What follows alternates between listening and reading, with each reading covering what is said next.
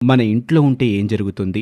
దీని వెనక ఉన్నటువంటి ఆయుర్వేద గుణాలేంటి? మన ఆరోగ్యాన్ని ఈ శంకుపుష్పం ఏ విధంగా మెరుగుపరుస్తుంది? అలాగే ఆధ్యాత్మిక పరంగా మన ధర్మశాస్త్రాల్లో ఈ చెట్టు గురించి ఎలాంటి అంశాలు తెలియచేయటం జరిగిందో వివరంగా ఈ వీడియోలో మీరు తెలుసుకోబోతున్నారు. ఇప్పటివరకు మీరు మా ఛానల్‌ని సబ్స్క్రైబ్ చేసుకోకపోతే వెంటనే సబ్స్క్రైబ్ చేసుకోండి. సబ్స్క్రిప్షన్‌తో పాటు ఆ పక్కనే ఉన్నటువంటి బెల్ ఐకాన్‌ని క్లిక్ చేయటం వల్ల మేము అప్లోడ్ చేసే ప్రతి వీడియో కూడా మీకు నోటిఫికేషన్ రూపంలో వస్తుంది. ఏమాత్రం ఆలస్యం చేయకుండా వీడియోలోకి వెళ్దాం. ఈ శంఖ పుష్పం పుష్పించే మొక్కల్లో ఫ్యాబిసీ కుటుంబానికి చెందిన తీగజాతి మొక్కే ఇది. వీటిని సంస్కృతంలో గిరికర్ణిక అంటారు. విష్ణుక్రాంత వృక్షానికి చెందిందే ఈ శంకు పుష్ప చెట్టు.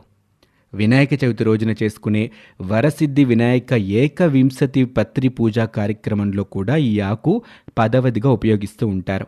ఈ మొక్కలు ఆసియా ఖండానికి చెందినటువంటివి. ఆ తర్వాత ఇప్పుడు ఇవి ప్రపంచమంతా